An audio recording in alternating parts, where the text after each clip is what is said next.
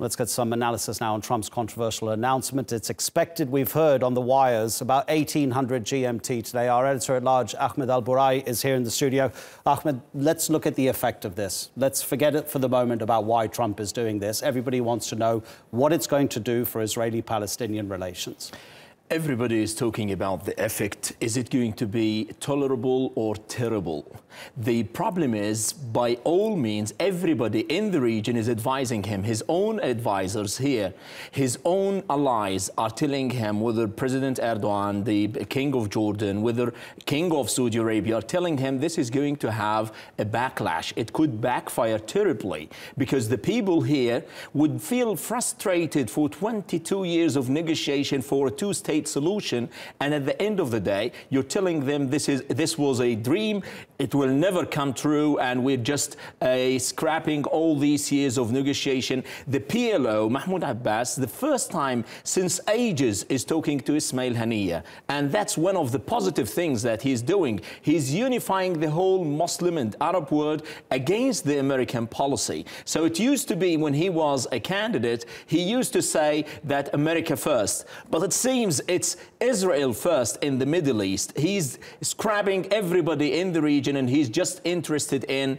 the Israeli Benjamin Netanyahu. Why he's doing that, that's a major question we should be talking about. I think he has an internal problem, a scandal in the United States. The domestic policies are terrible. Michael Flynn, all these issues, the meddling of the Russians, and also Benjamin Netanyahu himself, he has a scandal of corruption. 400,000 Israeli were demonstrating a couple of days ago in Tel Aviv, in Israel, for the corruption, for the bribe he's using. So he himself, Benjamin Netanyahu, is so happy with this. They thought that this is overdue for more than 22 years, and it's time for Trump now, because the region is ready for this. But I don't think it's ready.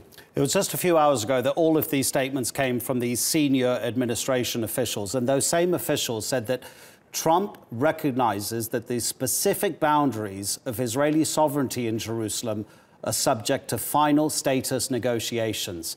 Is that statement even believable now that he's going to make this announcement about Jerusalem and the embassy and it being the capital?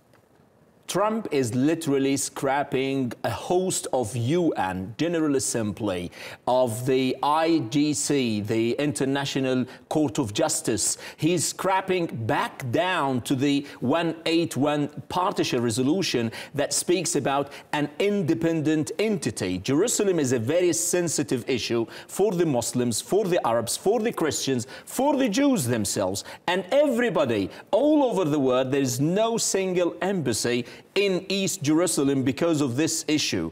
This is going to be the first, America is going to be the first state, the first country to relocate its embassy in East Jerusalem, and that's going to be a very provocative move to the Muslim world. It's going to backfire, as I told you. We don't know. It's going to have another eruption of a more violent intifada.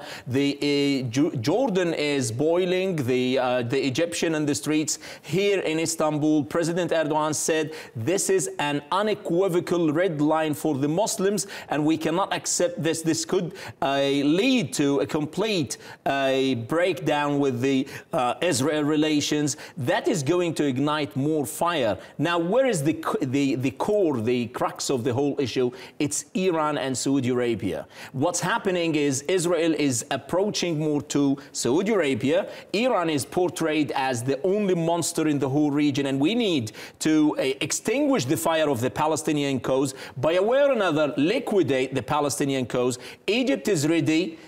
The official level is ready for that. Of course, the public is completely different. Saudi Arabia could be ready for that. King Salman and his son Mohammed bin Salman, they're ready. The United Arab Emirates all ready for this. So they think this is the golden chance, and we should seize it. But it's not true. Ahmed Burai, we appreciate you coming into the studio. Thanks a lot.